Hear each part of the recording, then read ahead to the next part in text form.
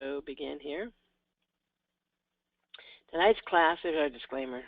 Pause, read it. Okay. Our class tonight is on headaches and migraines. It absolutely blows me away to see how many people suffer from migraines and headaches on a regular basis. And I know at one time I had headaches all the time, and now, seriously, I got a thing of Aleve for headaches. Maybe it was like 5, 6 years ago, and there's 10 pills in this tube, and it went out of date or past expiration, and it was still, I think it was like 3 pills missing. So that's how often I get a headache now. And it just breaks my heart to see so many people that are suffering. And whenever they suffer, typically, doctors give them this kind of crap, medication. One of the top things that causes headaches is a toxic liver, and all these are liver toxic, including Tylenol. There's a thing on 60 Minutes a couple years ago about how they had given a little girl baby Tylenol, and here it's really strong, but they gave her more or something like that, and it killed her liver. So things that you take for headaches and stuff like that are terrible on the liver, and the liver causes headaches. So it's a catch-22. So besides destroying your liver, which you can, seriously, a bottle of Tylenol, if you call poison control and ask them what would happen if a child ate a bottle of Tylenol, they would tell you to rush her to the hospital immediately because of how toxic it is. Okay, Susan, would you please tell us what you just said? You printed up in that. Back in the late 70s, early 80s, I was on an internal medicine department in medical school in San Antonio. We did clinical research in gastroenterology, and we did studies on Tylenol, and it's very toxic to your liver. Almost everyone in Grand Rounds who was an attending had horror stories to tell about patients that had taken too much Tylenol, and it's very toxic. It is. Thank you. Thank you very much for telling me. So, if a bottle of Tylenol can kill you in a day, what do you think taking a bottle's worth over a month does to your liver? It's not enough to kill you right off, but it's still that damage is being done. So thank you for saying that, because I know Tylenol is just horrible, just horrible. So one thing why you should not take the medications is it masks symptoms. When you have a headache, it's telling you there's something wrong. Headaches are a real bugger. Whenever I took a class one time, this guy said, I would rather people come in with cancer, stage 4 cancer, than a headache. Because with stage 4 cancer, at least you know what you're working with. With a headache, you're never quite sure. And that's really true. I would have to say people that come to me with chronic headaches or migraines, probably about 80% of them, we never know why they had a headache or migraine. I will balance their diet. I will, tell them the things that they're lacking, and they take it, and their headache goes away. We're really not sure what it was, because it's rare for someone to have just one of the causes of the headaches. Usually they have 3 or 4. So whenever you get them healthy and they're gone, you don't know what caused it. And quite frankly, most of them don't really care as long as it's gone. So popping these things can, like let's say you have, which is really, really, really rare. We're not even going to cover it tonight, but let's say you have an aneurysm and you're getting these migraines or a tumor, and you're taking things to deaden the pain. Well, that tumor's not going to just say, well, they're not paying attention to me, so I'm going to shrink away and go away. And it'll keep growing. So it's not good to take pain medication because it masks symptoms. That's what I love about the ice wave patches. Because once in a while you put the ice wave patches on and it doesn't work. And that's because there's something there that needs to be taken care of, something structurally there that needs to be taken care of. It will open the meridians, it will get rid of inflammation, but if there's something structurally wrong, they don't work. But if you take pain medications, they often work if there's something structurally wrong or not, at least until it's so big that it's almost too late to do anything. Another thing is being addicted. A lot of people think about opiates and how addictive they are. And you know what? They are. I know people that get on opiates and they cannot get off. Usually they get on opiates for some reason for back pain. A lot of doctors will operate on someone, put them on opiates, and for their back pain, and then after the back's been healed, these people can't get off the opiates. Because they're addictive. Not only do they take care of pain, but they heighten pleasure. So people end up not feeling as happy without them. And the emotional addiction is quite strong. But you can also get addicted to aspirin. You can get addicted to Tylenol. Oftentimes, let's say I have a little bit of a headache, it's like a 2. And I take Tylenol, and Tylenol takes it down to 0. Well, the body wants you to pay attention to it. So the next time your headache might be a 3. And you take the Tylenol, it goes down to 0. You keep doing that, and after a while, your headache's like a 7. And if you don't take the Tylenol, it stays a 7. But if you stay away from Tylenol or any pain medication for a long period of time, then your body quits trying to scream so loud. It's like, let's say Victoria and I are in a room, and I want to talk to her, and she doesn't want to listen to me, so she turns up the radio. Well, she turns up the radio, I'm going to yell louder. The louder I yell, the more she turns up the radio. The higher she turns up the radio, the more I'm going to yell. And that's what the body does. It's called homeostasis.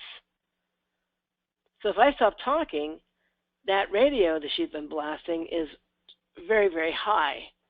If I don't talk for a long enough period of time, then she down the radio. Does that make sense? It does. Are you making fun of my spelling? Is something spelled wrong or something? No, I didn't know how to say it. I didn't know how to spell it. Oh, okay. So sometimes getting off this stuff, you're in a lot of pain, but it's that you're perceiving pain higher than you would if you had never taken the stuff. Then liver toxicity is another big one. Pain pills affect your pH. Probably about the third cause of headaches is a pH imbalance. So the top 2 things that causes headaches are caused by pain medication. Then there's other really bad side effects from pain medication. Weight gain, diabetes, a lot of different things. Yep. Okay, we got a couple questions here. Okay. Sherry says, what are opiates? Opiates are like Vicodin. They're pain medication. What do they call it? Not oxytocin. Oxycontin. Oxycontin, there you go. Oxycontin, those kind of things are opiates. That's what they're called, opiates. It's just a categorization. So basically any medicine that kills pain and heightens pleasure. Well, most medication is very acidic, so that's why it affects the pH as well. Right. Very acidic or very alkaline. One or the there's, I don't know of any medicines that has a 6.5 pH. They're very acidic. What's an example of a very alkaline one? See, I thought Tylenol was. Oh, is it? Okay. I don't know. That's why I was asking. Yeah, I'm not really sure. I'm thinking Tylenol is. The more poisonous it is, the more likely it is to be alkaline. Okay. All right. Yeah, because alkalinity poisons, acidity Right. burns. Yeah, okay. But it can go either way. These pain medicines, there's some that are acidic and there's some that are alkaline. Right. But Either there's way, none of them. yeah. I'm sorry, what? Well, I was just saying, either way, they throw your pH off into the wrong direction. Right. So they do that specifically, but then they weaken the liver, so the liver doesn't digest well. The food doesn't digest. It ferments and produces acid. Yeah. So it really messes up your pH, terribly messes up your pH. And with all that, with all of that and the weaknesses that it's doing, it's playing a number on your immune system. Mm-hmm. It can make you feel lethargic and groggy and depressed. A lot of people that get on these pain medications get very depressed. They also often get very angry and bitter because it's affecting the liver. Mm-hmm. And the whole time that's happening, whatever's causing the headache is continuing. There has never been an opiate that cures pain. There's nothing in it to cure pain. It just deadens. Band-Aid. Nerve. Yeah, it is. So, now there's two different things, headache versus migraines. You know what? If your head hurts really bad, I don't think most people care which is which. But I want to talk a little bit about it. A migraine is whenever there's actually an imbalance in the chemistry in the brain.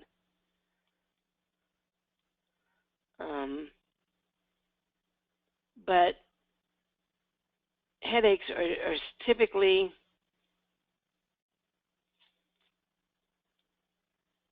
most people think of headaches as more fleeting and less intense.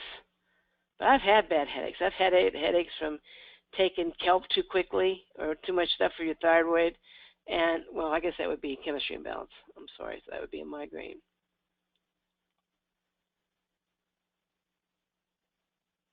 Oftentimes, too, the blood vessels are dilated, which means they get large, which rushes blood, and there's swelling in the brain. They can cause blurred vision, nausea, fatigue, dizziness, bright flashes, blind spots, wavy lines, and an aura. So like around you, you can see colors. Around things, people can see like an aura.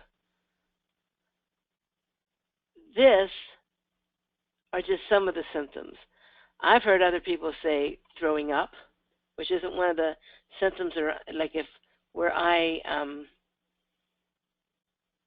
researched it. But I have people tell me that with their migraines they throw up, depression, forgetfulness, things like that as well.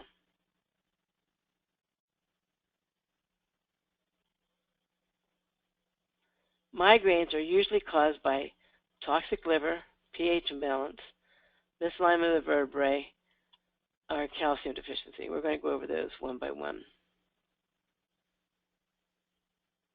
Then there's a whole set of things called blind migraines. Did you ever hear, or silent migraines. Did you ever hear of someone having a silent migraine? That one I don't understand at all. No, what is that? A silent migraine is, well, there's this one woman that came to me, and she was seeing, she said, there's something wrong with my eyes. And I go to the doctor, and he said, there's nothing wrong with my eyes. And when we talked, she said that there's times she'll be sitting there, and everything looks like somebody had put a red a red light bulb in the light. Oh, mm-hmm. And everything was like red. And she didn't understand why. And she could smell something, and no one else could smell it. And her doctor told her that they were silent migraines. So is that ocular? Oh, I don't know. I would gather. All I know is she had a silent headache. They said she had a silent headache, and she had no pain in her head at all. But they said it was silent migraine is what they said it was. Really? Yeah, what's an ocular headache?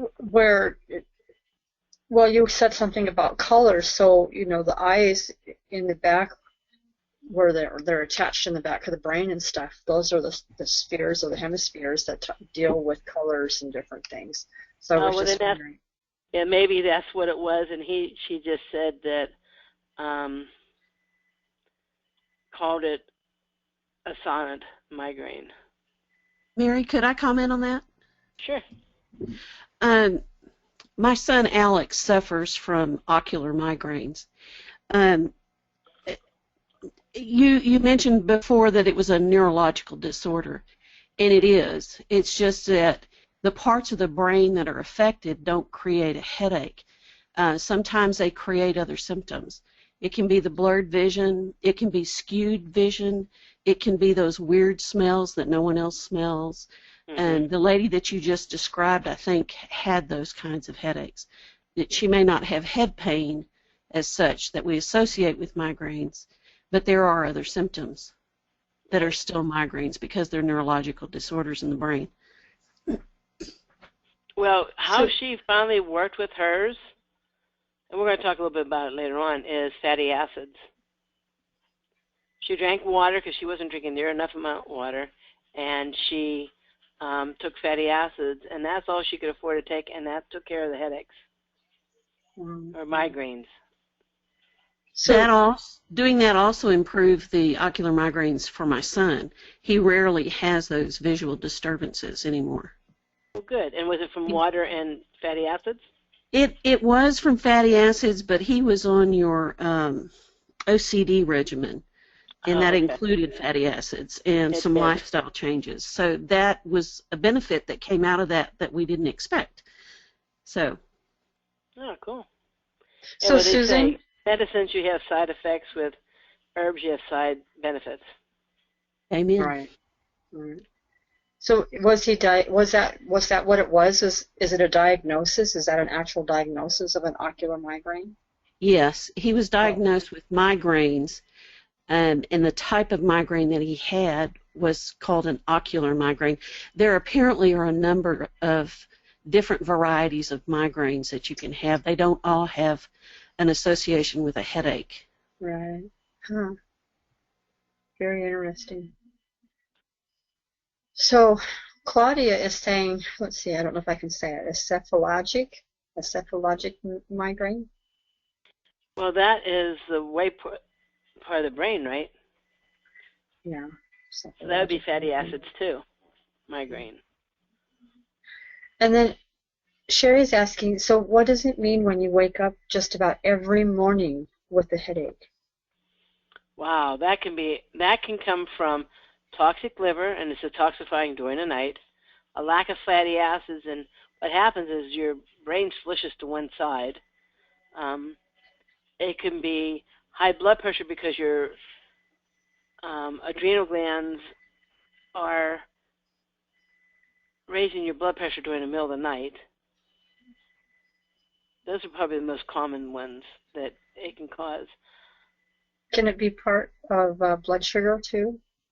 Yes, good. It can be blood sugar, and it can also be misalignment of your neck. Like the vagus nerve or something? The vagus? Yeah. So we're going to go through all these, and if this doesn't give you like an aha, then I'll ask you some questions at the end. Okay. Okay? Yep. So these are the 10. We're going to cover these 10s, what to do. But these are the 10 top causes of headaches right here. Liver toxicity is absolutely number one. I have more people tell me that their headaches go away after they give their liver what it needs to detoxify properly and to function properly than any other cause of headache.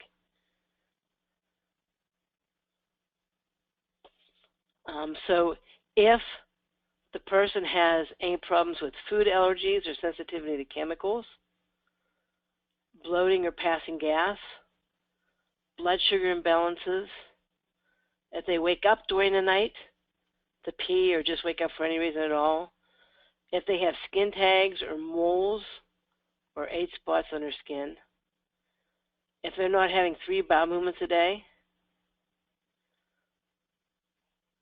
if this muscle here on either side gets tight, then there's a good chance that it's their liver that is affecting their migraines.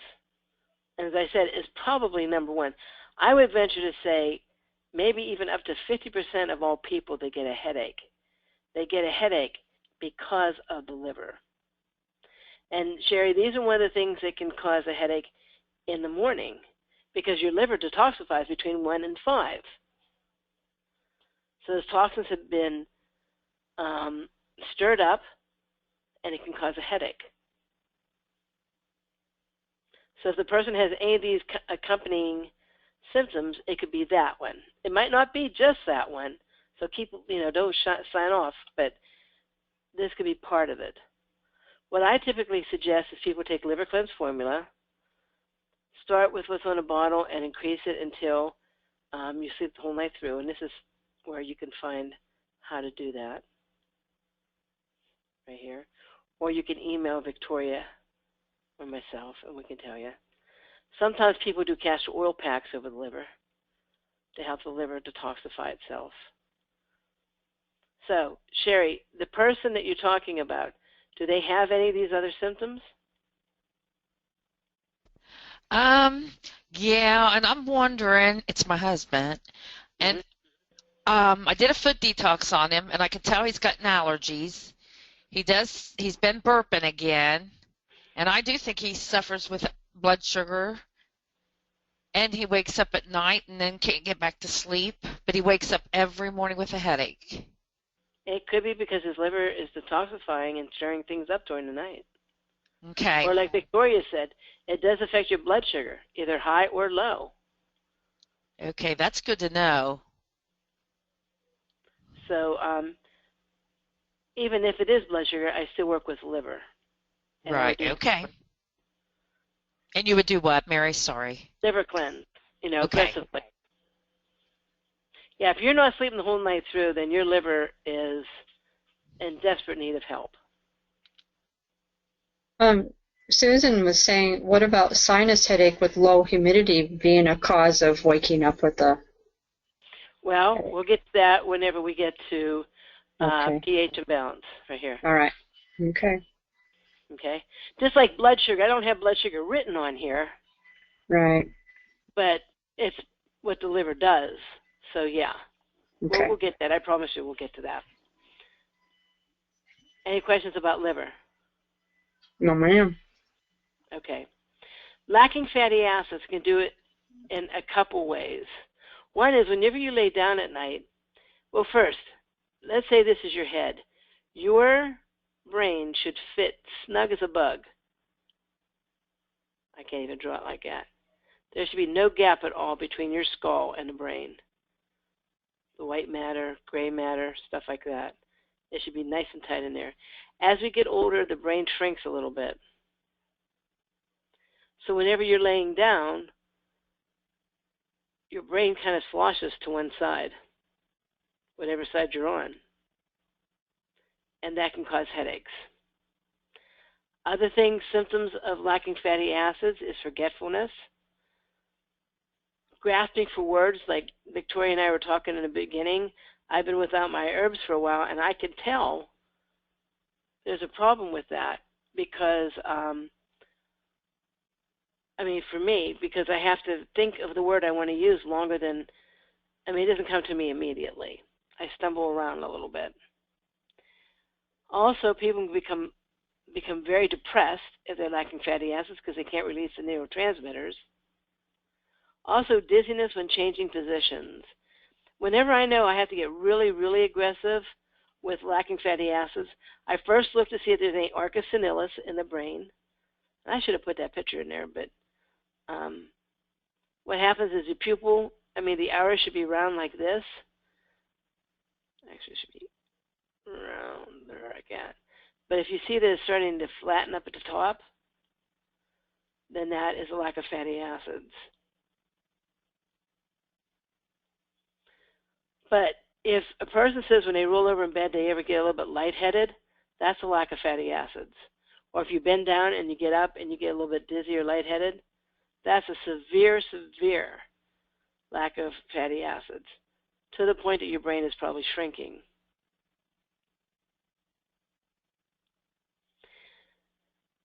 I love super omega-3 oil and hemp oil. Those are my two favorites. Hemp, super omega. Remember to take them with a protein. Take them throughout the day instead of all at one time, so the liver can be able to digest and take care of all the fats and doesn't end up in the liver. If someone is on statin drugs, if someone's on statin drugs, I really, really suspect fatty acids too, because statin drugs stops the production of cholesterol, so your body has to use even more fatty acids to compensate for that. Or if someone's gone to the doctor, or just in general, like I almost bit my tongue off because I was at my chiropractor's today, and this lady says, "Oh, I lost so much weight." The lady had me cut out all carbs, which I don't have a problem with cutting out most carbs, and all fats. I can't even have oil in my makeup. And I'm thinking, oh, honey, you're going to end up with so much problems. But I didn't think it was right for me to do that in somebody else's professional place. But I did say I do have classes that she might want to join, but she didn't seem too interested. But there's so many people to lose weight or just in general, because the doctor tells them their cholesterol is so high, they cut out all the fats out of their diet.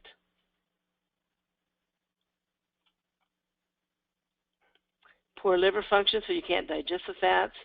Or anyone who has their gallbladder taken out should take fatty acids. I nag my poor daughter about this all the time. She had to have her gallbladder out because a stone was stuck in the duct, and we couldn't get it out, so they had to remove it, which was the smartest thing to do for her. But now she really needs to be on fatty acids every day, and she doesn't. And that's going to start affecting her. Or you have an unhealthy gut. Your intestines aren't healthy enough, are toxic, and you're not absorbing the fats properly.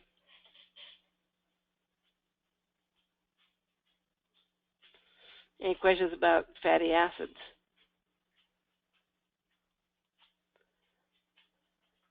No, none so far. All right. Calcium deficiency. This is two parts, really, but they work together, so that's why I have them together. A calcium deficiency, you get a headache around your period, usually a couple days before your period. And the reason for that is the blood that's being prepared for the uterus is to build a baby. So that blood is high in fats, but it's also very, very high in calcium and magnesium. So if your level of calcium is right where it should be, during the menses, the body's going to rob some of this to put in there, and your level is going to go down, and you'll get a headache. So if you notice around your period you always get a headache, then I would take either skeletal strength if I was over 35 or CalMag if your pH is okay. And we'll talk about pH in a minute.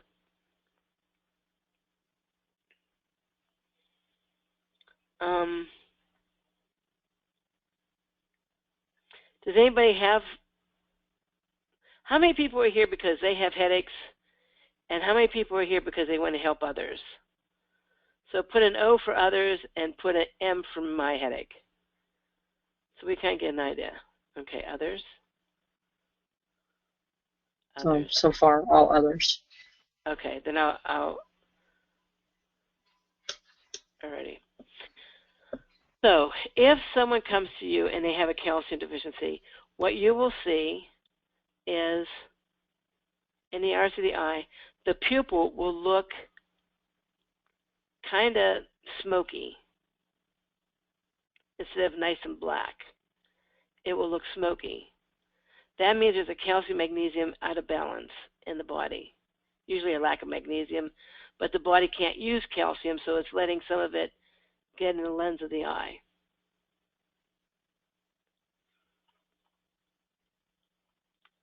Whenever you give the calcium for someone, make sure you take their pH first. Because a pH imbalance can cause your body to rob calcium out of the bones and stuff like that. So that actually accelerates or heightens the calcium deficiency. What pH can do, imbalance, how it contributes to headache, is if there's too much acid in the brain, that burns the brain tissue. It hurts. Those are people that typically have a little bit of a headache, a duller headache all the time, rather than some people that just get up and bam, it's there all of a sudden. Usually it's just like someone who always almost has a headache, and there's times when they actually have a headache, but it never 100% goes away because that tissue is being burnt. On the other side, if there's too much ammonia in the brain, it's poisoning the brain, which can cause headaches. The brain tissue is actually being poisoned. Does that make sense? A pH imbalance also does other things. It causes lower backache. The body will have mucus, so these people might have sinus problems, mucus drip in the back of their throat. Sometimes if it's coming out through the respiratory system, they might have like a cough, an everyday cough. Not a cold, just a cough they can't get rid of. Those are all pH imbalances. So whenever you see any of this going on, take the person's pH and then give them the right calcium. If they're alkaline, I would give them the liquid calcium. If they're acidic, I would give them calcium plus vitamin D. If they're under 35, skeletal strength. If they're over 35.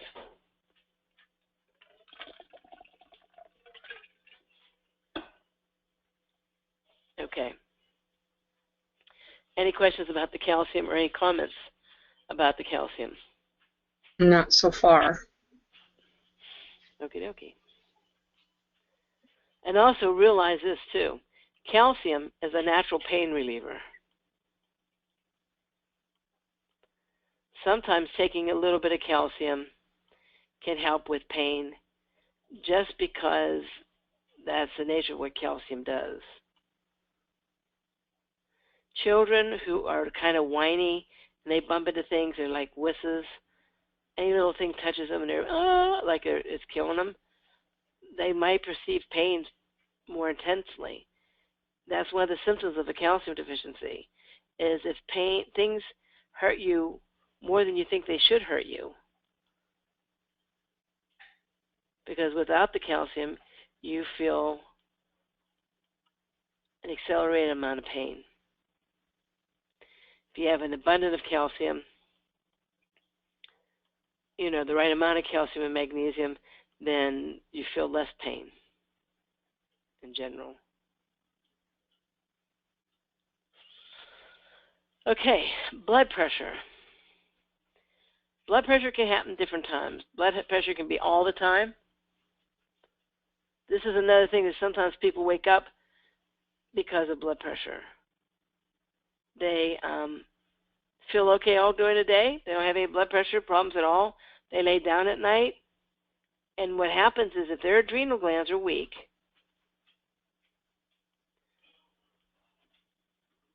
the pituitary gland will say, we need some more adrenaline. And it will send an email or a memo down to the adrenal glands and says, okay, raise the blood pressure a little bit, we need some more energy. And the adrenals are whipped, it can't. Because when you're standing up, to get the blood going clean back up to the head and up to the body, it takes a lot more energy. But when you lay down at night, it doesn't take as much. So all these memos that have been happening during the day, the adrenal glands will fulfill that, and it gives you adrenaline, and your blood pressure goes up. You might also have a hard time falling asleep at night. You're just not tired. It's not that you can't, like you're worried about anything like that. You just can't shut your mind off. You can't. It's that you just aren't tired. you have enough energy. And when you lay down, your blood pressure goes up. And these people sometimes, whenever they lay down at night, can start hearing their heartbeat. Not always. It isn't always that. That's when it's really, really high. But if people have a headache every morning when they wake up, but they have headache no other time during the day at all, like they know they're going to wake up with a headache almost every day, and 10, 15 minutes after they're awake, the headache's almost gone without doing anything, it's probably this scenario. The adrenal glands are weak. They don't have enough potassium for the adrenal glands to do what it should do. And the blood pressure is raising during the night. There's a lady that came to me that had a couple strokes, mini strokes, and the doctor said, well, your blood pressure is normal. We don't, your blood pressure is a little bit low on the low side, actually. And when I talked to her, I said, when did you have the strokes? And it was in the middle of the night that she had the stroke. Well, this is why.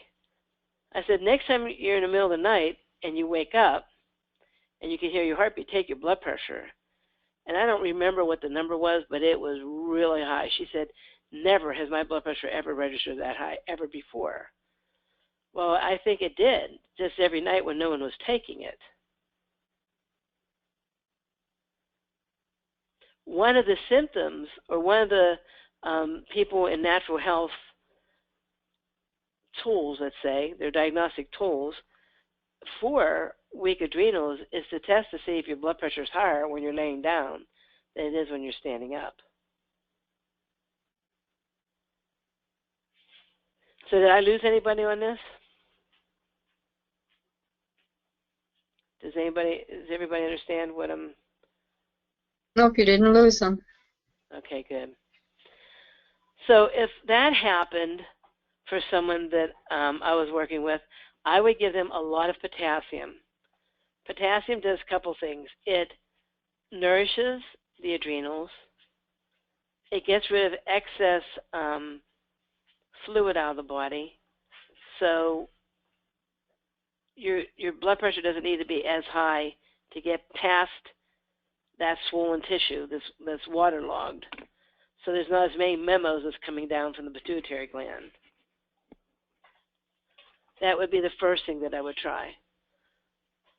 I would cut down on salt as well. If that doesn't work, you can do things like mood elevator, blood pressure X. Parsley is really good to eat.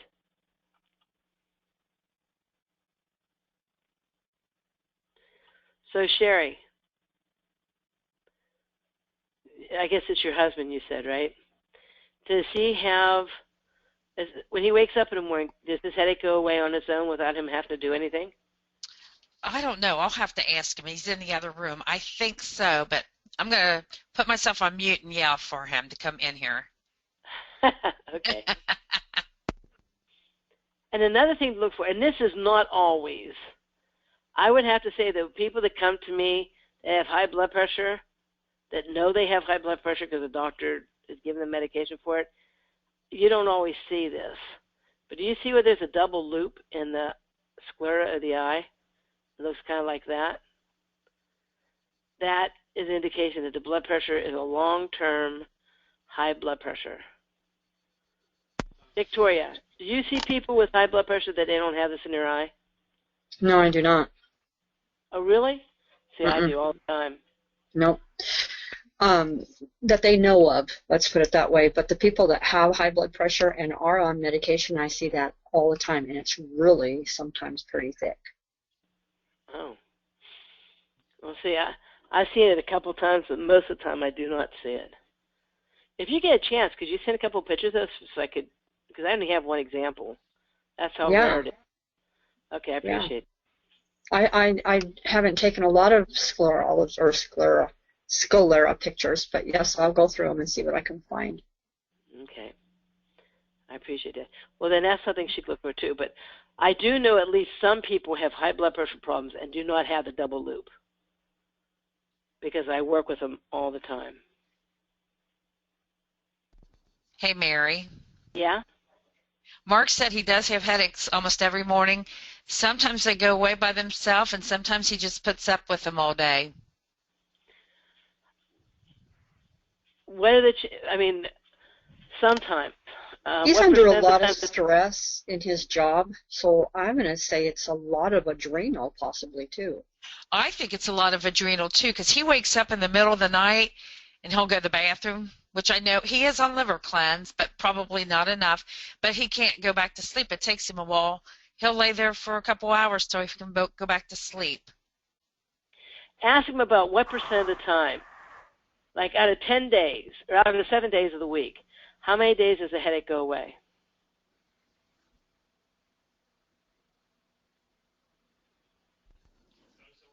Yeah.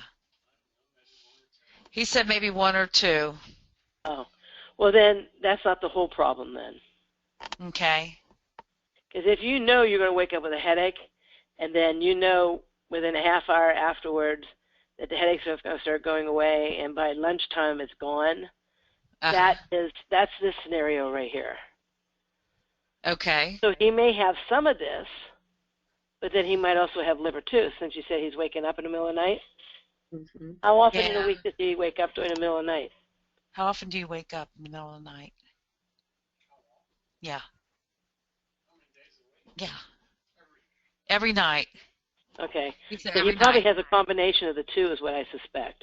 Okay. Liver and I think he's been muscle tested by a friend. I think she said something about his sugar. So we need to work. Too. Okay, so we need to work on the liver. Mm-hmm.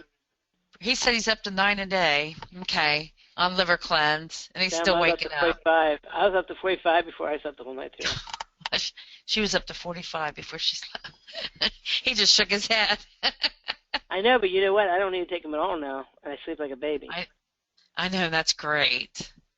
Can I muscle test him, Sherry? Sure. Okay. I appreciate that. Okay, twice I get 18 a day.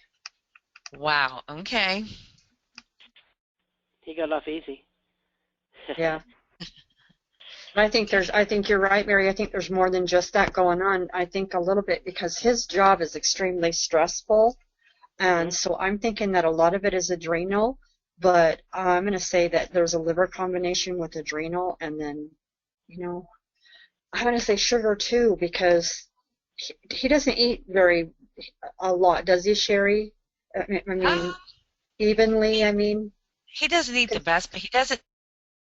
But, his job ain't quite as stressful. It's more his family that is very stressful because he goes to work every day and his brothers don't talk to him, and they own the business with him. Yeah, so I say it would be hard. Suggest liver cleanse. We suggest combination potassium and a kick in his brother's butts. Right. Okay. I'd like to kick him a couple times because they won't even take care of their mom, and he has to. Sherry, I know I've looked at his eyes before, way back when, but did you see a thyroid weakness? He does have a thyroid weakness. The doctor actually found it. He's on Armour. Sherry, what do you think about the TS2 with hops? Yeah, that would help his nervous system as well. Yeah, okay. and I think it would help because with the combination of cleaning up the gut, his things like that, but working with his liver, and then the thyroid and nervous system, they're all going to work together. Okay, I'll give that a shot. Thank you. Mm-hmm. That's why we're here to help people, absolutely. But that's why that gentleman said, they gave the class, said headaches are such tough because a lot of times it's not just one cause. Does he drink enough water? Yes, he drinks a lot of water. I have got him on a habit of doing that. Okay. Water is huge. It is. Okay, the next one is misalignment. And this is, again, when people wake up in the middle of the night or in the morning with headaches. And it's because most of us don't use our pillows right. We should try to keep our spine. There's supposed to be an arch right here in our spine. I think it's like a 40% arch or something like that. But this direction is supposed to be straight. Oops. Pretend that's straight. So if you sleep at night and your head is pushed forward and your chin is down this way, so you like this is your head, you know, and your chin's down, that is taking this out. And this arch off. When you do that, the nerves that come out from there can get pinched. And that can cause bad headaches too. Or if you sleep with a pillow and you have the pillow going this way, instead of it bunched underneath your neck so that your neck's straight, and your neck is at an angle like this, then that is going to also pinch.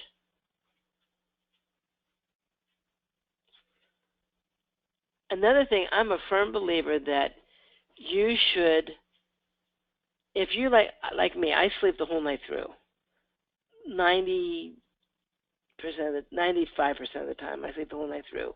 Once in a great while, usually because a dog jumps up and barks, I wake up. But usually I sleep the whole night through, even if he does bark. So if I sleep the whole night through and I sleep on my right side, the next day I sleep on my left side. And I flip around. If you ever see a dog or a cat, they'll lay in one position, they're sleeping for a while, then they get up, they stretch around, and they get in another position and they go back to sleep. That's nature's way of keeping them aligned. If you lay in one direction all the time, slowly you can even cause scoliosis to develop, or any kind of subluxation at all to develop in the body. So it's better to flip from side to side or whatever if you're going to sleep. Don't sleep in the exact same position all the time.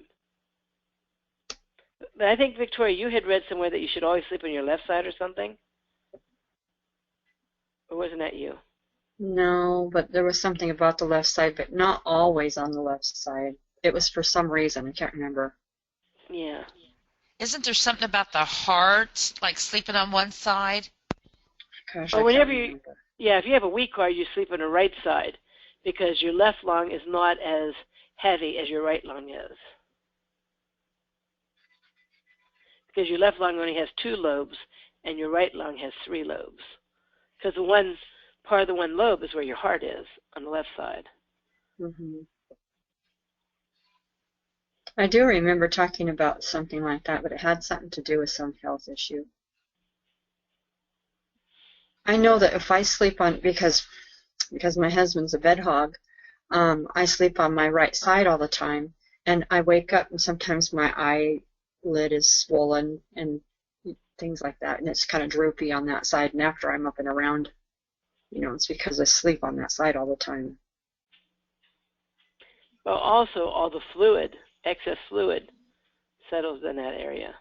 Yeah, that's what I'm saying. I sleep on that side all the time because I can't move. I have my 1/8 inch of the bed. You need to get king size. I don't know if I can get it in my room, but we have a queen the way it was. I got spoiled when I lived in California. I had a California king. Yeah, I love it. Yeah. I love a king size bed. If you're married, you have to have a king size bed. Yeah. Cece is stating, gosh, I can't talk. I have been helped by a chiropractor and sleep on those little travel pillows. Keeps my head from my chin going to my chest. That has helped my 4 a.m. headaches. Yep, exactly. And sometimes they tell you just to take One towel? A towel, yeah, thank you. A towel and roll it up and sleep on your back. The only thing, if you sleep on your back, I think you should put a pillow under your knees because you have another arc in your lower back. And if you lay flat, that's going to flatten that arc out. But if you put something under your knees, because that goes up like that, it takes that strain of that arc. So if I was going to sleep on my back all night, I would use a rolled up towel, and then I would put a pillow under my knees. I actually sleep with one of those, I don't know, I call them chiropractor pillow, but where they have the little, like this chick is laying on here. Yeah, this little hump here. Underneath it. Yep, and then it kind of goes down and then comes back up so that your head kind of aligns on the side. Mm-hmm. But that's really important. And just like Cece says, you know, people will have a headache in the middle of the night or that misalignment. Whenever we took my grandson to the doctor, his neck like this, because he sleeps on his back, was almost straight. No, Sherry said, isn't that uncomfortable? And I'm like, no, actually it was the best. It was like a $75 pillow that I got for $25 on sale somewhere here. And it was the best investment I ever made. I don't know why I didn't do it years ago. Mm-hmm.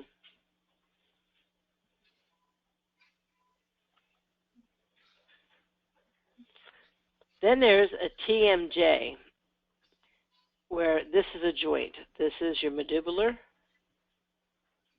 and your temporal joint right here. And if this starts getting worn down and it doesn't fit right, that can cause headaches. It can cause neuralgia, which you have pain going across here because of all the nerves. You got a lot of nerves going through this area. Or it can just cause headaches in general. Earaches, headaches, neck aches. I'm sorry, what? Earaches, headaches, neck aches. Right, exactly. You're exactly right. Because the eustachian tube, it doesn't let the eustachian tube drain as properly either. I usually suggest a good calcium. Make sure your pH can handle it, but a good calcium, because that will help heal this. Sometimes you can also take something called colatrim. That'll build this up so that the joint doesn't go out of place. Typically, if I suspect somebody might have this, I have them look straight at me, and I suggest that they open their mouth very slowly and then close it very slowly. Your joint, your mouth should go straight down and straight up. But someone who has one temporomandibular joint this week, it shifts. So their mouth's going like this, and all of a sudden it'll shift this way. It should go straight up and down like that. Or I'll ask them, does your jaw crack?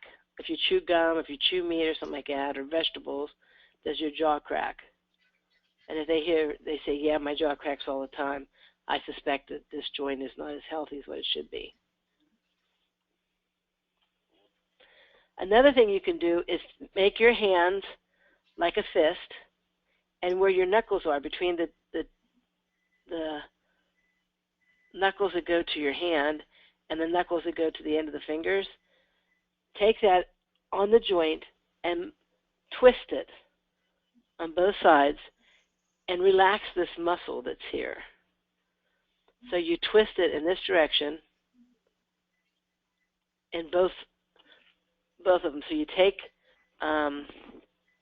this is whenever a video would be good, but you take both of them against your jaw and you massage circularly towards the back of your head, like down and around. So this way it would be going this direction, and on the other side it would be doing the same thing, going in that direction. And massage that muscle like that. If you can relax that muscle, sometimes that will make or allow the jaw to go back up where it belongs, because sometimes it's a muscle that pulls that out. Especially people who have bruxism, where they grind their teeth at night. I used to do that, and I think mine came from parasites, because whenever I did a parasite cleanse, I stopped doing that. I do it a little bit, but not like I used to, not nearly what I used to. So a lot of people think it's stress that does it, and stress can, but it also can be parasites. Okay, Victoria, were you going to say something? I just said, Well, no questions? Nope. Okay. One of the things that causes TMJ is high heels. I learned this from my old chiropractor. Basically what happens is this. Your feet should be flat. Like this is flat. And everything is built up upon it, your center of gravity and stuff like that. But if you have high heels on, it changes this. So all the muscles and all the bones up the spine have to compensate for it. And the very last place that it compensates for it is in the jaw. You know, C2 in the jaw is what has to do the most adjusting for wearing high heels. So wearing high heels is bad for your back, but it also can aggravate TMJ. And that whenever the chiropractor told me that, I thought he was nuts. But then I did studies and I asked other people, and sure enough, that's kind of well known among people in the natural health field. So throw the high heels away and get flats. But doesn't that make sense when you see the blocks? You know, your body has, the muscles have to shift to compensate for that, or you fall over in your face.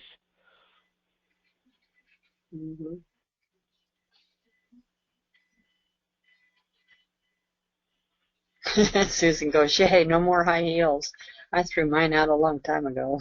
Yep, high heels are so bad for people. Bad for your knees, your hips, your spine, just really bad. Yep. Bad for your toes, too. You know? Okay. Hormone imbalances.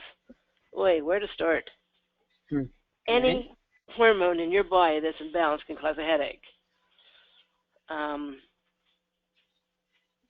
Probably the most common would be adrenal, and then probably thyroid and pituitary gland. These are probably the most three common causes of headaches, although any hormone can do so. A pituitary headache happens right between the eyes. So here's your eyes. For some reason you're Chinese. I don't know why I did that, but I didn't do it on purpose. But right in here, above the bridge of your nose and right between your eyes, straight in there is where your pituitary is. And that's exactly where you get a headache. I have gotten pituitary headaches before, and it's almost like someone has taken something that is about the size of a dime and poked it right into the center of your brain. Because your head doesn't hurt anywhere else. Your headache doesn't hurt anywhere else. Just right there between the eyes. Has anyone had a headache like that? Oh, Lord, yes. Okay. Yeah, they're nasty, and they can be really intense. That's typically because there's something going on with the pituitary gland.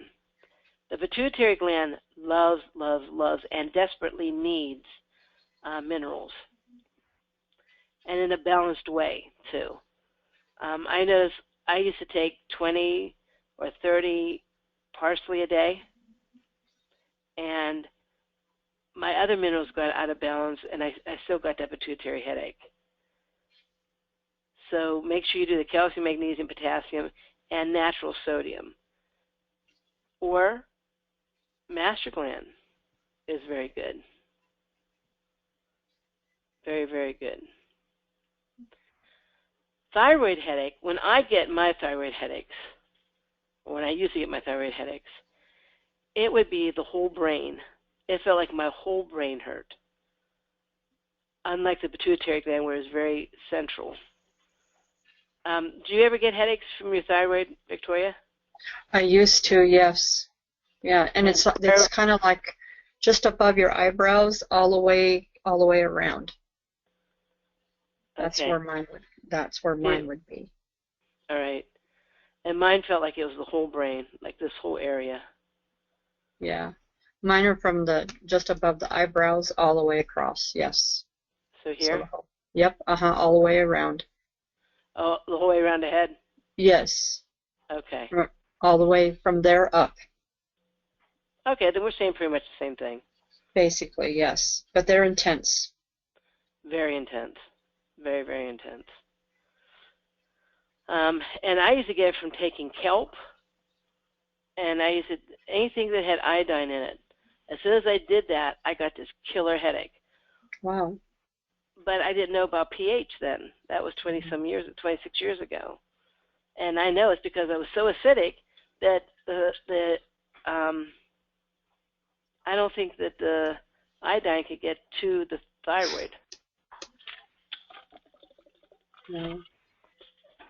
So I tell people when you work your thyroid, if you start getting a headache, back off a little bit. And then stay at that level for a while, then increase it again. I'd probably try thyroid activator first. I do want to say something. Now that I'm getting adjustments, I used to have no moons at all. I'm taking thyroid support, which I don't suggest you take it unless you've given up on your thyroid.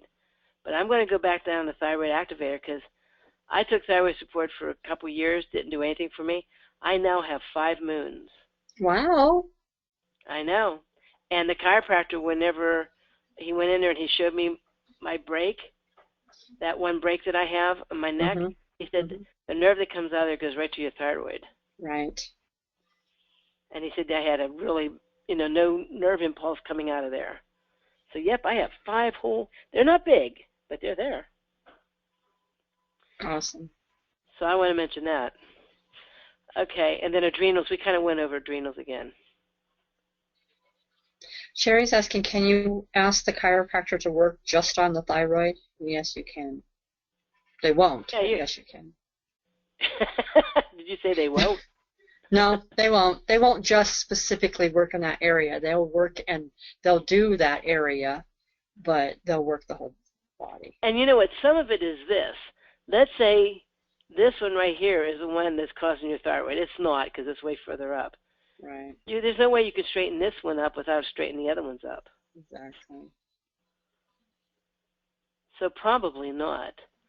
But because I have 3 breaks in my spine, and the one break, he says, and when it was broken, there's no longer any disc in between, so it's bone on bone.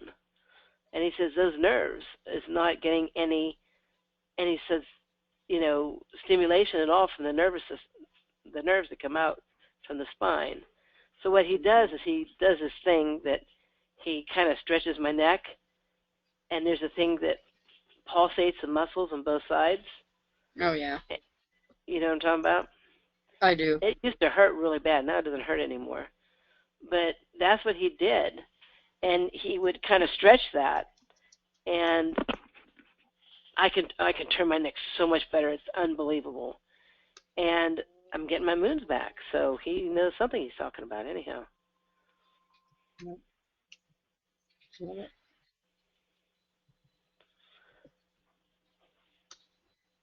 And usually if you get headaches from your ovaries, it is more a calcium headache usually.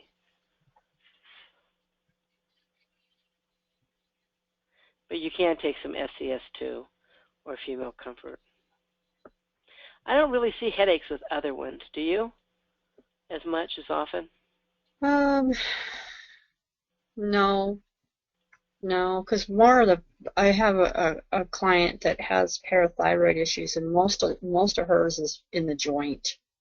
Yeah, I mean, these other things can cause problems, but not as common for headaches. No. Okay, stress. Nobody has stress nowadays. Nobody. But stress causes all the muscles to tighten, what causes headache is a lack of oxygen or a swelling or lack of energy that's going into a certain place. And when you stress, when you're really stressed, your muscles tighten, and the natural flow cannot go through. The chi cannot go through. These headaches work really well with the pain patches. You know, Nature Sunshine, not Nature Sunshine, Life Wave pain patches. Mm-hmm. Because it just, you know, it lets the meridians run, and that's all. It's nothing structural. It lets the meridians run, and the inflammation's gone, and the headaches go away. But the muscles tighten, your blood pressure can go up, and whenever you're under stress, you lose fatty acids and you lose B vitamins. I really like Chinese stress relief for stress. This is more for people that stress themselves out. You know, they say you bite off more than you can chew. I have a habit of biting enough that will choke a cow. You know, if I have 20 things going on a day, so I say, can you do this? If I have 15 minutes that day, I'll say, sure. That's, you know, that's kind of how I live my life. So this is for people that put a lot of stress they put on themselves. This is for people who are stressed out, maybe because of other people, although this helps too. But this doesn't help as much for self-stress as the other one does. Chinese stress relief helps with self-stress. So, like girls or boys that go to school and get headaches, and it's because they need to get A's, they want A's and stuff like that, I usually give them the Chinese stress relief. And then, of course, fatty acids. So any questions or comments? Punching, too, is helpful. Mm-hmm. No, there's no questions. Okay. Okay, we talked about pituitary. I guess I really shouldn't have said it then, but right in here is where the pituitary headache is. That should be up a little bit.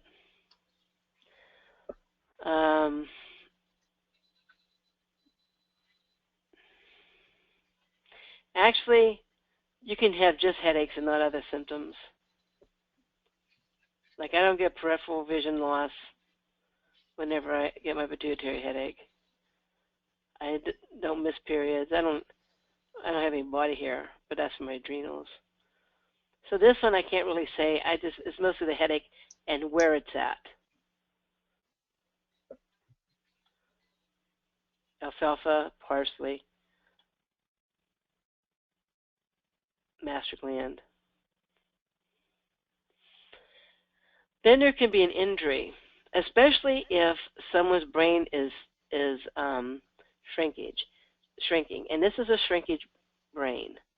Do you see from here to here how wide the iris is? Well, it should be the same length from there to there as it is from here to here. But look where the brain is. That's how much it has shrunk. So it doesn't take much to get a concussion when that happens. A concussion happens whenever your brain shifts forward, then shifts back, and shifts forward. So it bounces around in there, inside your head. Typically it happens like during a car accident or something like that. But if someone has this much shrinkage to the brain, they can get a concussion very easily and not even realize they have a concussion because the brain doesn't fit tight in there and they slosh around more. Like I said, if you bend down and get up, or if you roll over in bed and you get a little woozy, a little lightheaded, a little dizzy, that indicates that your brain is shrinking. You also, like I said, don't speak well, have a hard time remembering certain words, things like that. And I like hemp oil better than flaxseed oil, but I don't have a picture of hemp oil. But flaxseed oil is good too, and super omega-3, taken with a protein.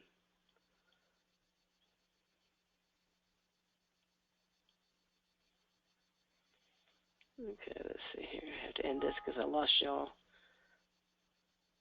Did I get kicked out? Are you still there? Yeah, we're still here. Okay. Every once in a while, my GoToMeeting goes away. Okay. This is also pH. That's why I put pH, because pH has something to do with the calcium deficiency and this. Whenever your pH is off, you get, your body's trying to get rid of the acid. So the acid will go out through the respiratory system, which including your sinuses. It produces mucus. It can get infected, and that can cause headaches. Or if there's an allergen, because there's so many toxins going on in the sinus area because of the pH imbalance, you may not be able to tolerate things like ragweed and different pollens. If your respiratory system pH was normal, the chances of you having allergies are almost nothing. My son-in-law used to have horrible, horrible seasonal allergies. He called them seasonal allergies, not because there's times when he didn't get them, it's just different things during the season would cause them. He almost had an allergic reaction constantly. And although he still has some sinus problems from all those years of taking stuff to suppress it and dry it up, you know, what do they call those things? Like sign-off and Decongestants? Yes, thank you. Susan. Which just dries the mucus up. It doesn't really get rid of it. So if it dries it up, all the bacteria and viruses are in there. And he's having a hard time cleaning out. But he only truly has the watery eyes, the clogged ears, and the sinus pressure, really bad sinus pressure, once a year now. When before he had it every season. It would change. Like he'd have it a long period of time, then it'd be like a couple of days he didn't, then something else would come out, a couple of days he didn't, then the air got dry in the house, you know. So he had allergies all the time, but there'd be little gaps. So now he only has them once a year.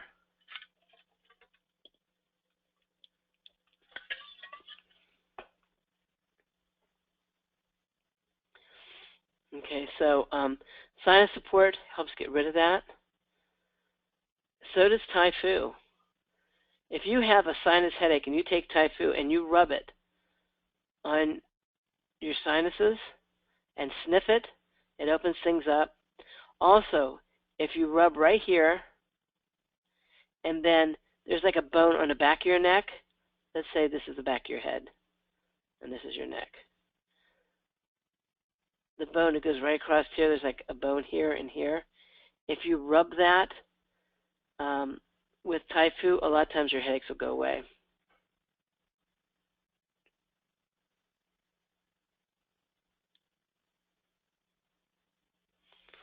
Okay, any questions or comments?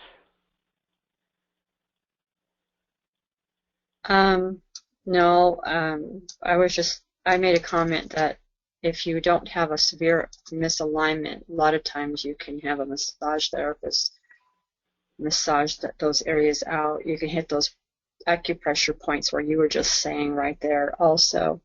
But I use Epsom salt packs on the back of my neck because since my accident when I was a kid, I have neck issues, which I think also contributes to the thyroid. So I have several things that contribute to my thyroid. But I do keep my neck in alignment just by doing massage. Now, if it's out severely, you have to go to a chiro. Yes, I agree. Yeah. I also use the Nature's Fresh on the back of my neck and down my spine. Great idea. Mm-hmm. My daughter has a thing that goes around her neck. It looks like this from the front. Oh, yes, yes. And it's full of rice, and she puts it in a microwave, and she heats it up, and she has all kind of herbs in there. I can always tell when she has a headache because I can smell all these herbs coming over to my house. And she puts that on, and that really helps her. I am loving the infrared, the far infrared. It has really helped me. Excellent. Mm. And how do you apply it, or how do you use it? Is it like Well, like a thing that looks like a gun, like a hair dryer? no, actually, the far infrared is heat, but it's a infrared heat, and it goes like 2.5 inches deep into the skin in the cellular, and it promotes healing. And how And do you get it on you? I actually have a belt from my foot detox machine that is far infrared, and I put it around my neck. But I also have a mat that's on my massage bed that it's full size, and I heat it up, and it's amazing. A lot of people are using it for infrared treatment. It's been pretty good, but it keeps the pain down, and it's helped my neck tremendously. Excellent. Yeah. Cece's asking what are Epsom salt packs. I just use Epsom salt and make it like a little pasty, and then put it on my neck and wrap it like you would a poultice, same way. I even know people that will take Epsom salts and dissolve it in water and put a rag in there and let it semi-soggy and put it around the neck, and then put one of these things that my daughter has on top. Right, right. That's what we do too. Does she have a zipper where she can put her herbs in that? I don't know. All I know is it's red, white, and blue, and it has like compartments like this. Oh, okay. So she puts it in there, okay. Because I need to make something like that. Yeah, all it is rice. And she Yeah, just throws it in the microwave. I've made the tubes, but I need one of those neck ones like that. I like that. Well, I saw one in a magazine. Let me tell you the name of the magazine. That I bet you could just sew, but it's I don't know. That's it. I bet I gave it away. But here it is. No, it's in Gardner's Supply Company. But it is like this, and then it looks like a shawl. It goes the whole way down the back. And I'm thinking, oh my, that looks very nice. Wow, yeah. But it's expensive. It's $40. But I bet you could make one yourself easy. Oh, you could. You could easily make it. It's time. That's my thing, is time, you know. So I could do it in my extra time at around 3:30 in the morning, maybe. Cece was saying magnesium oil topically works well, and I do have magnesium oil too, Cece. I just like the warmth, I think, of the Epsom salt. I don't know why. Well, Epsom salt also pulls out toxins, while magnesium does not. Right. So that can help. Because the lactic acid, a lot of people keep a lot of lactic acid in their neck and upper shoulder, especially if their liver's bad. We've been putting Epsom salt packs on my husband's knee because he tweaked it snowboarding last weekend. And it's been helping a lot. So. Cool. Then there's sometimes when there's something like a brain tumor or an aneurysm or encephalitis or something like that. That's when you go to the doctor. I've tried working with brain tumors, and they don't work so good. Although I do have a friend who has a brain tumor, and she would have like 100 mini seizures a day because they put this thing on her that she had to wear for a week. And the doctor says, you have about 100 mini seizures a day. And then she'd have 1 or 2 grand mal seizures every day at least, sometimes even more, up to 10. And she started taking cannabis oil. And for the first week, she had 1 seizure the first week, or the first 8 days, she had 1 seizure, and then she hasn't had one since. That just amazes me. I think that's great. So if I had a brain tumor, for one thing, there'd be a lot of room to grow. But if I had a brain tumor, I would get cannabis oil. That's what I would do. And I think it was Joanne that was telling us you can get it shipped to any state, maybe against the law, but they will ship it to any state. I'd do the same thing. Mm-hmm. And then if you have premature gray, if you're completely gray, like by the time you're 30 years old, and you get a headache, I would get checked out for an aneurysm because it's a copper deficiency that causes aneurysms.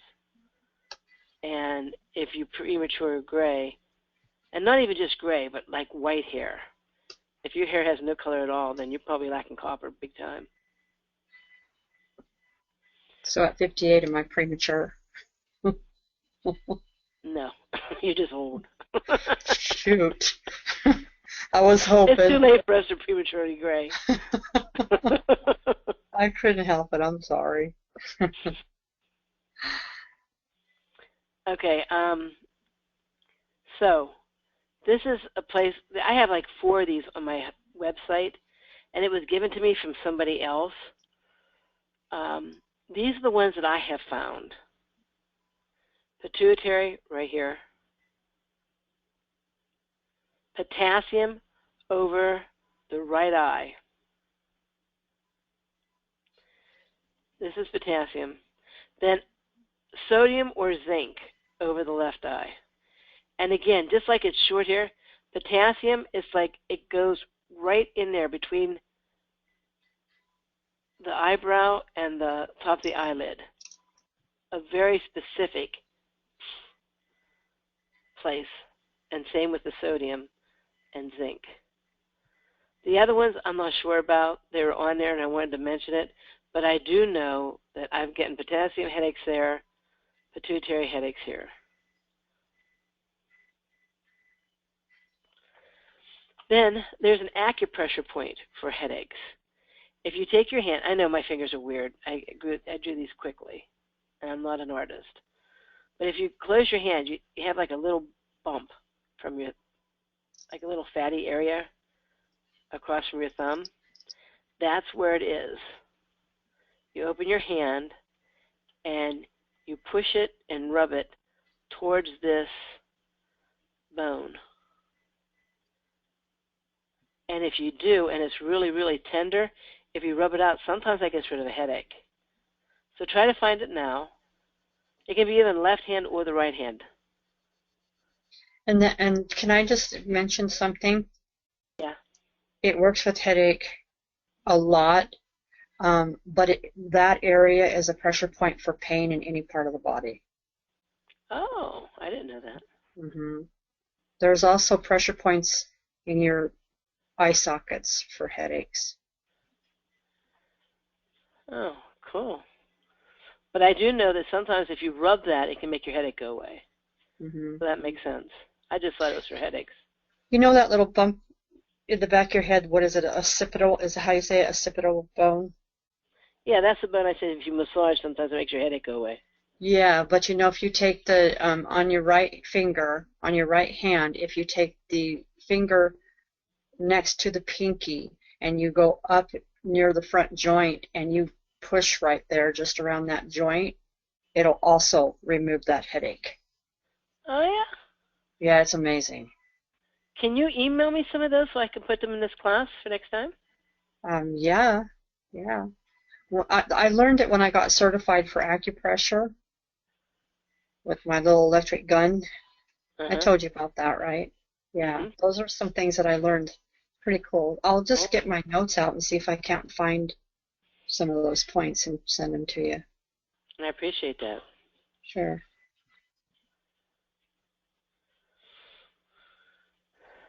Okie dokie.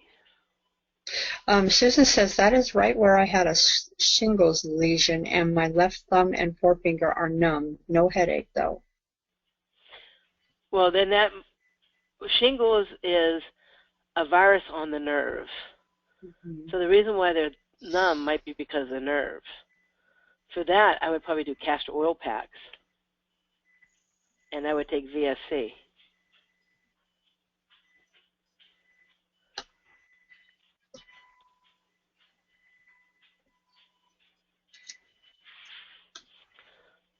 Okay, so those are things that I know are good for headaches, what causes headaches. Victoria, do you know anything different? No, pretty much you covered most of it. You know, I just think the common ones are water and liver and pituitary. Yeah, I didn't put water in there, but I agree with water 100%.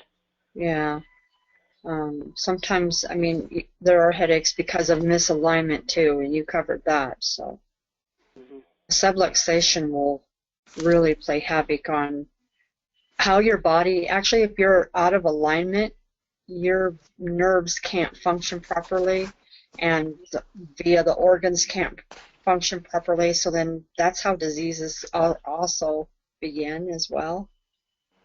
Oh, I know. Like I said, never since I was 21 years old, and so that was what, 37 years ago? In 37 years, I never had more than 2 moons, no matter what I took. I now have 5, and I believe it started happening. I've only been doing a chiropractic thing for like 3 weeks, 4 weeks, something like that. And it's amazing. I'm still taking stuff for it, for my thyroid, but it seems to be working so much better. Right. And I can actually turn. I'm so proud of myself. I don't have a blind spot anymore. I can turn and see. I can't even turn my neck anymore. Isn't that great? It is. You know, when you have, and talk about subluxations and stuff, if your hip is out of joint, you will have, you can get a headache if your hip is out of joint, if it's off kilter. Because the same thing as, because the joint in the top, or what? Yeah, because when my hip was cocked off, one side was higher than the other, and then it was kind of, and then the other, it was kind of tweaked forward, and the other part was back. So same like concept. Yes, it's the same concept. But my hip was off, and we couldn't figure out why I had such chronic headaches all the time. They weren't a pituitary. They weren't, you know, anything. And as soon as I started getting aligned, the headaches went away. Your body can't detox properly either if you're misaligned. I want to tell you that. Yep.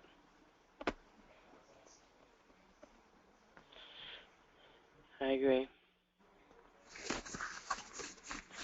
Okay. Does anyone else know or have ever had headaches or experiences that we don't know about? I went through the most common, but there's probably more than that. Mary, I have an off-subject question when we're finished. Well, go ahead and ask it. No one else is asking anything yet. Okay. While they're thinking, I had some tests run on my gallbladder, and it is not functioning well. What can I do to clean it up so I don't have to get it taken out? Okay. First, describe well. Do they think that it's diseased, or do they think there's stones in it? There's no stones. No stones, they said, because they didn't find them first, and they had me do a hydra something where you lay for 1 to 3 hours, and then that's when they found out it's just not functioning well. Okay, well, sometimes they don't find stones, but they're there. Okay. But sometimes the gallbladder just kind of tuckers out on you, and it deteriorates. I mean, I even had one gentleman that it turned gangrenous. Ooh. Yeah, but they would have, if they did the test, they probably would have figured that out. So what I would probably do is do castor oil packs, and then I would spray it with Nature's Fresh, maybe 10 times a day, and I would put a carnosine patch over it. Then I would make sure my pH is exactly 6.5 at all times. Okay. So, like right now, I opened some marshmallow. Is it marshmallow? No, yeah, marshmallow is good for soothing it. Okay. But it sounds like it's, see, if you have stones, it swells. Okay. But it may not be swollen. Okay. So the marshmallow definitely wouldn't hurt. Okay. They want to take it out. Should I let them or not? I would say give me a little bit of a chance, because if the whole thing is, unless it's turning gangrenous, and they would be able to tell that if that was a problem. Also, you'd probably have a fever and throwing up green stuff. That's what that guy was doing. And not green stuff, yellow stuff. But I would say I want to try taking care of this on my own. Because once you get your gallbladder removed, your digestion is never the same. I know. You can live with it, but it's not the same. Okay. I just dealt with mine. Do you remember me talking about that, Sherry? No, but if you refresh my memory, I probably would. Well, because mine actually was kind of swelling, so I dealt with mine. I did the castor oil packs. I didn't do the enzyme, which I should have done. I didn't even think about that. But I got the gallbladder formula. I was taking liver cleanse formula, and I did marshmallow, and was it hydrangea that I got for the stones? Is it hydrangea? Yeah. Yes. Okay, so hydrangea. Yeah, and I took that. It took me about 6 weeks. And about the 4th week, the swelling was gone and the pain, and I was kind of like in agony. I had a lot of pain, but here I am, 8 weeks later, and food enzymes. I took food enzymes to help just with the gut and the bowel, but and I went back to being extremely strict with my diet, and I have no pain. All symptoms are gone. I'm feeling great. I don't feel sluggish or kind of just anymore. Okay, and I can really see it when I do my foot detox. It's pulling out. I had a pain in my side. If I touched it, I could hit the ceiling. I don't feel that pain anymore, but I can tell, like chocolate, which I know I'm supposed to stay away from. It tastes a little bit yucky, or it gives me a little bellyache. Yeah, that's where the food enzymes help me a lot. Okay, I'm going to try this, and I'm going to try to save it. Yeah, I would do. The only thing you have to worry about is gangrene. If he said it was gangrenous, then I would say, okay, yank that puppy out. Right. But right. if there was a stone, and since yours doesn't have stones, if the doctor's right, then you shouldn't have any problem with it clogging and everything backing up into the liver and destroying the liver. The reason why we got Nicole's out is normally we could do things that would move that stone, should pass the stone, but we couldn't. It was so wedged in that duct, we couldn't anymore. So all the bowel salts that were supposed to be released were then going to go back into her liver, and it could cause severe liver damage. Right. So if someone has a stuck stone, absolutely get your butt to the hospital and get it taken out. And that but makes... for this, I would try to save it. Okay. Now, I was cleaning the liver. Do you think I was cleaning the liver too fast, that maybe my gallbladder couldn't keep up? Your gallbladder doesn't have to keep up with the liver. Okay. The gallbladder is basically a sac that has bowel salts in it, and it just releases it whenever you eat certain foods. Broccoli, cauliflower, anything that's fatty are the ones that are seen to be the worst. It causes it to spasm the worst. But as far as I know, the gallbladder has absolutely nothing to do with cleansing. You know what I mean? Okay. So your liver, I've never heard of that. Okay, it was something I thought of. I didn't know. I just wanted to make sure. Now, I can tell you that the liver can. If you cleanse the liver too quickly, it can hurt. Okay. And the liver and gallbladder are like in the same place. So doctors can misdiagnose. So if that's the case, put a glutathione patch over it, and they'll stop hurting in about 2 or 3 days. Okay. I think the foot detox is really helping. But it might have been liver. Yes. Okay. I just feel like it's probably just a little bit sluggish. I just need to. Yeah, and my diet hasn't been the best, so it's like do as I say, don't do as I do. Yeah, but you'll change that. You will. You'll see the wisdom in it. Change it. Yes. I mean, you're still relatively new at this. Yeah. So. But the two things were really important for gallbladder: keep your pH normal, because the reason why you develop stones is the body will pull sodium out of the bowel salts and it turns into stones. Gotcha. The other thing is do not ever skip breakfast. I never do. Never skip breakfast. Because I have low blood sugar, and I can tell I eat all day and then some if I miss breakfast. Okay, good. Because if you don't eat breakfast, then that bile salts doesn't release, and it can start digesting the gallbladder. Okay. Well, I really appreciate both of your inputs on that. We'll see how I do. In great class. Does anybody have any other questions? Hey, welcome to today's class. I have a off-the-subject question. Have you ever treated Lou Gehrig's? Or suggestions for it? Yeah, I have. For one thing, Lou Gehrig's, I cannot just. What I would do if you know someone has Lou Gehrig's is get pictures of their eyes. You, me, and them get together and do that. Okay. I do know that the people are usually extremely toxic. The bowel, liver, lymph are usually very, very toxic. So I wouldn't know where to start until we saw the best way to pull those toxins out. Yeah. Good deal. So yeah, just get pictures of eyes and send them to me, okay? Okay. Who's asked that question? It was Brenda. Okay, Brenda. I'll show up this time, I promise. No problem. Get good pictures of the eyes, and we'll have to work it out. Yeah, I know. I have a lady who wanted me to do her eyes that I know she's had Lou Gehrig's, so I had kind of planned sending them your way, but I was just wondering But your before you thoughts add on it, something if like you've fatty treated acids, it. Yeah, before you add fatty acids and stuff like that, I would make sure that you first clean everything out before you start adding good nutrients. Mm-hmm.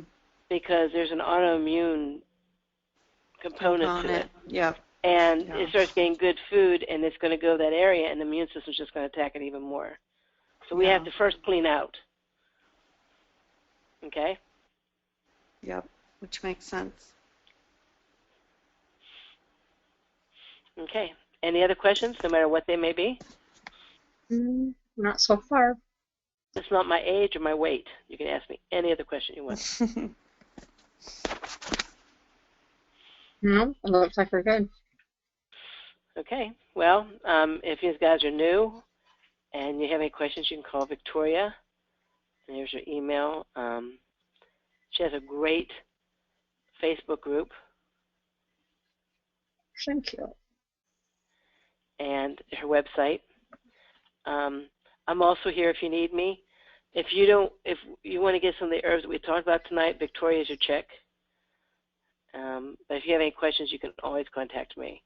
That's my email, the best way to get a hold of me. This is my phone number, which is hit or miss.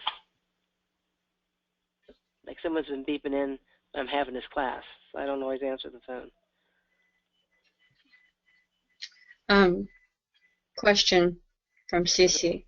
Cece says, any input about why I have numbness on the bottom of my feet? Is it the whole area or just part of the area, part of your foot?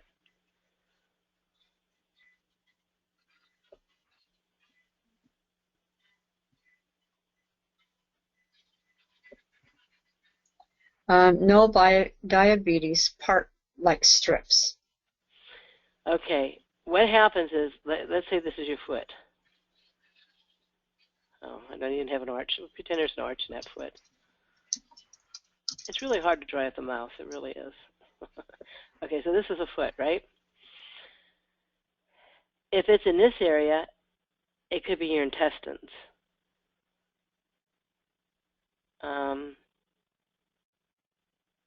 Let's see. How many, Victoria? Lungs are on top of the foot. I'm good. Anyhow, it could be 2 or 3 toes to the right. You mean like right here?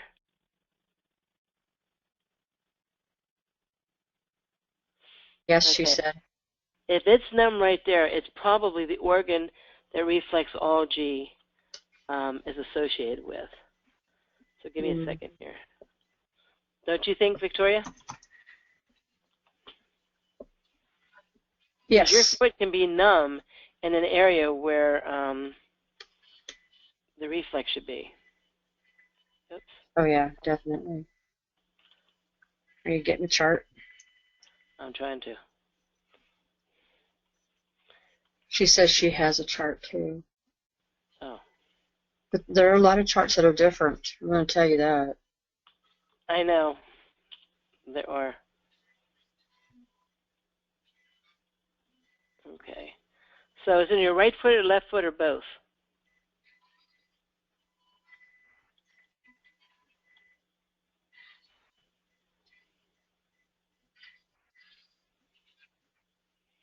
Mainly right. So, great. That didn't help a whole lot. I don't have mine up, so they're close. So it's in this area here, but I can't see. It's too small. Let me see if I can see it. Okay. If your whole foot is numb, it's usually neuropathy. It can be from thin myelin sheathing, lack of fatty acids, or it can be blood sugar. So when you said diabetes, that was part of it.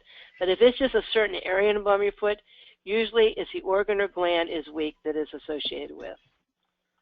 And I'm sorry, no, you're fine. I was just trying to figure out where hers was. The lung is up close to the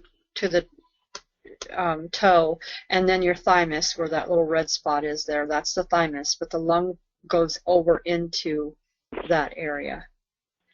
Also the shoulder right here. Yeah.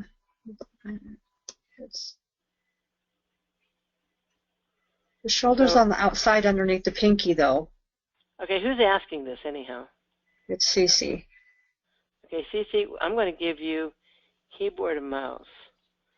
On this chart, click your mouse and then move it around. There you go. Show me where it is. Now remember, that's going to be your left foot because it's facing us. Yeah, it's going to be right foot. Oh, right in that area? Well, that is sinus, eyes. Oh, yeah. If it's right here, it's sinus and eyes, right? Yeah. Sinus, eyes, and neck.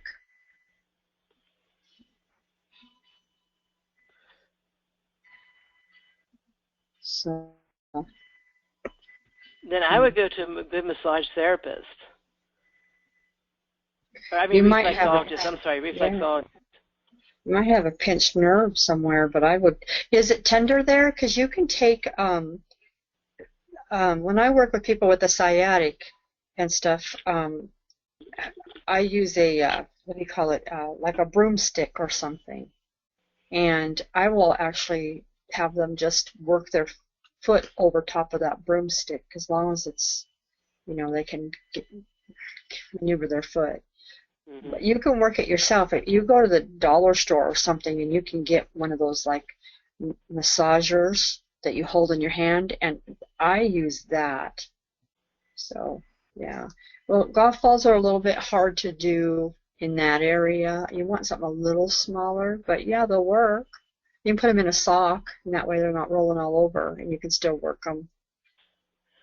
Or you could go a reflexologist too. Yeah. Because I usually have something numb. I don't even remember what was on my foot. And Sue Adams worked on it, and it hasn't been numb since. Yeah. Yeah, I work on feet all the time. It's amazing stuff. Of course, it's hard to work on your own feet, but see, I don't care for this chart because it's really off. Yeah. Sorry. Well, the sciatic is not down here. The sciatic is actually where they have the genital glands. Right here? Straight across there. So it's like, okay. Yeah, there's a lot of charts out there, but they're not always accurate. Mm-hmm. Yeah, I know that myself. Yeah. I have about 4 that have different places. Right? I mean, they're close, but they're not. Yeah.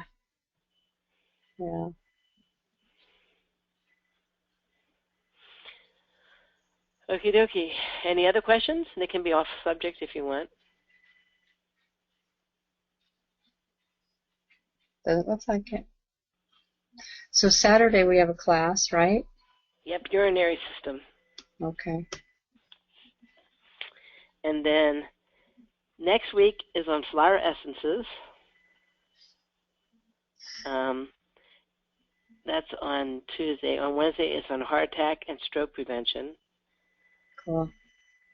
And then the following Saturday is on the respiratory system. And then there's nothing until the new year.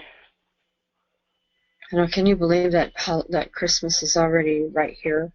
I know, that's wild, isn't it? I'm having a hard time believing we're in December. I hear you. Yeah. I Okay. am half-heartedly thinking of going on a diet in January, a diet to lose weight. Now that I'm getting my moons back, I'm wondering if I could actually lose weight. I gave up years ago because with your thyroid trash, you can't, you know? Mm-hmm. Well, I'm thinking of doing that. If I did and had like a weight loss group, you know, Mm-hmm. kind of like a support group, Mm-hmm. would anybody be interested in coming? And if so, what day? Just email me and say, yes, I would, or no, I wouldn't, or whatever. And if you have a time, just tell me what time of day and what day would be good for you. But it'd be kind of like a Weight Watchers where we'll talk about different things that causes weight, different diets, the good, the bad, the ugly, and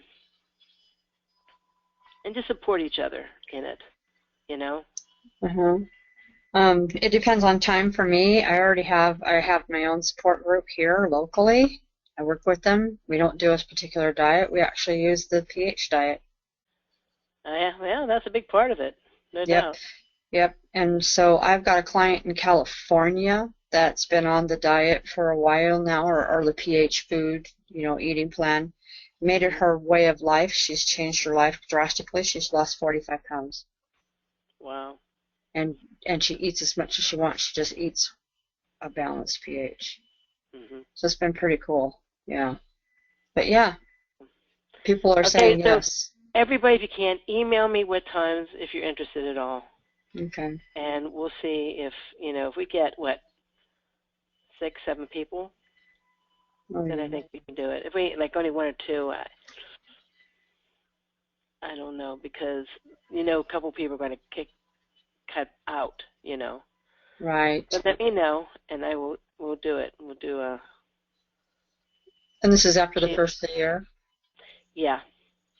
Okay. After the first of the year. Hey, Mary. Yeah? There's one word we can't use. It's diet. I gain 10 pounds every time I say it.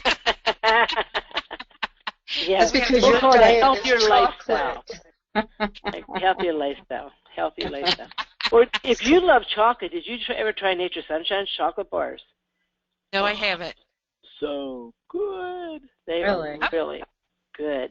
I'm going to have to look down their list because they got a lot of things I didn't even know they had.